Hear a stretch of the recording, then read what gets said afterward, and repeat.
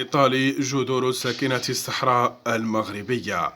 لا يمكن للمملكة المغربية أن تتخلى تحت أي ظرف عن سيادتها على أقاليمها الجنوبية، خاصة بعد تحولات سياسية في مواقف مجموعة من الدول حول نزاع في منطقة وتأييد واشنطن مقترح الحكم الذاتي الذي طرحته الرباط لحله. أضف إلى ذلك أنه يصعب فصل الجذور الثقافية لسكان الصحراء عن المغرب نظرا لارتباطهم التاريخي به.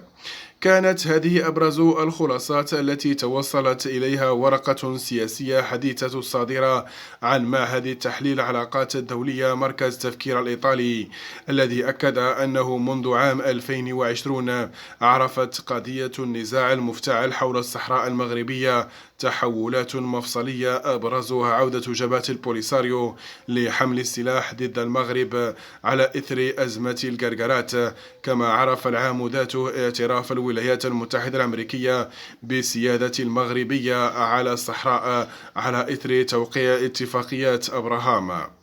وانطلق المصدر نفسه بمقاربة جذور التاريخية لهذا النزاع التي تعود إلى زمن الاحتلال الإسباني للمغرب وتأسيس ما يسمى بجبهة جمهورية العربية الصحراوية في سنة 1975، التي خاضت تمردا مسلحا ضد المغرب انتهى بتوقيع اتفاق لوقف إطلاق النهر بين الطرفين برعاية أممية في عام 1991. وفي مقاربته الأسباب مطالبة جبهة بالانفصال عن المغرب، أشار المصدر عينه إلى صعوبة الإقرار بخصوصية الثقافية والعرقية لسكان الأقاليم الجنوبية، مشيرا إلى وجود روابط تاريخية وسياسية مشتركة ما بين سكان الصحراويون والدولة المغربية تجلت أساسا في كون عدد من السلالات المغربية قد حكمت المنطقة في الماضي. كما سلط المركز التفكير الإيطالي السالف الذكر الضوء على موقف الإسباني الأخير الذي أيدته من خلاله مدريد مقترح الحكم الذاتي الذي طرحه المغرب في عام 2007، مما تسبب في توتر في العلاقات ما بين إسبانيا والجزائر.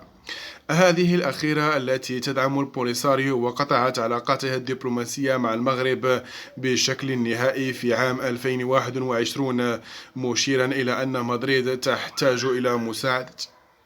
المملكة وتعاونها في العديد من القضايا على غرار مسألة الهجرة ومحاربة التطرف والإرهاب.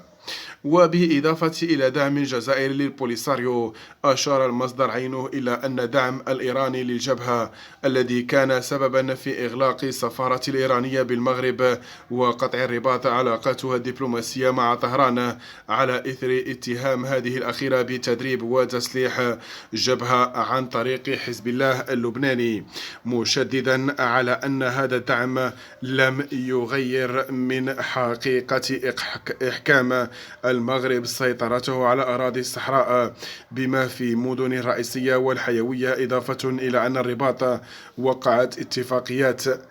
مع عدد من الدول تشمل هذه المناطق، مما سيساهم في دفع بمسار اعتراف الدولي ضمني. وخلصت الورقة السياسية المعنوية بنزاع معنون بالنزاع العربي آخر لا يزال غير مسموح، سؤال الصحراء الغربية. إلى أنه مع كل هذا الدعم سواء من الجزائر أو من إيران، فإن البوليساريو ليس لديها سوى قليل من القوة الفاعلة خارج مخيمات تندوف